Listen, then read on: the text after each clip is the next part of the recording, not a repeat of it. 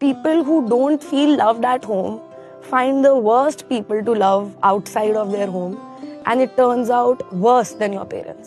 അങ്ങനെ എന്തുകൊണ്ടാണ് സംഭവിക്കുന്നതെന്ന് ഞാൻ പറഞ്ഞുതരാം. നമ്മൾ ജനിക്കുമ്പം നമ്മുടെ ചുറ്റിലും ഒരു എനർജി ഫീൽ ഉണ്ട്. നമുക്കിതിനെ ഓറ എന്ന് പറയാം.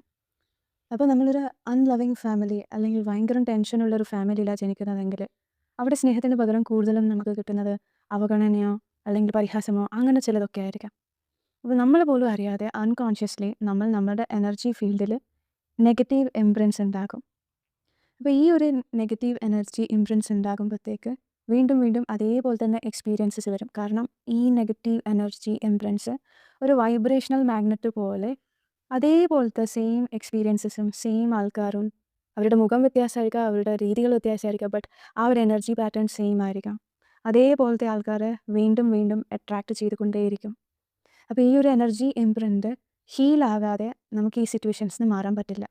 അത് ഹീൽ ചെയ്യണമെങ്കിൽ ഒന്നെങ്കിൽ ഇന്നർ ചൈൽഡ് ഹീലിംഗ് ഉപയോഗിക്കുക, അല്ലെങ്കിൽ എനർജി വർക്ക് ഉപയോഗിക്കുക, EFT യൂസ് ചെയ്യുക, അങ്ങനെ ഒരുപാട് കാര്യങ്ങൾ യൂസ് ചെയ്യുക. ബട്ട് നമ്മൾ ആക്ച്വലി ചെയ്യേണ്ടത് നമ്മുടെ എനർജി ഇംപ്രിൻസ് ഹീൽ ചെയ്യുക.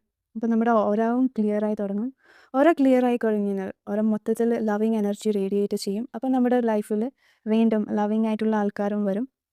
ഇപ്പം പ്രശ്നം ഉണ്ടാക്കിക്കൊണ്ടിരിക്കുന്നവർ അവർ നമ്മളൊന്നും ചെയ്യാതെ തന്നെ നമ്മളോടുള്ള അവരുടെ സമീപനം മാറും. അവരൊന്നെങ്കിൽ ഈ നമ്മുടെ ലൈഫിൽ നിന്ന് പോകും, അല്ലെങ്കിൽ അവരുടെ സമീപനം നമ്മളോടുള്ള സമീപനം മാറും. ഇതാണ് എനർജി വർക്കിൻ്റെ ഒരു മെയിൻ അഡ്വാൻറ്റേജ്.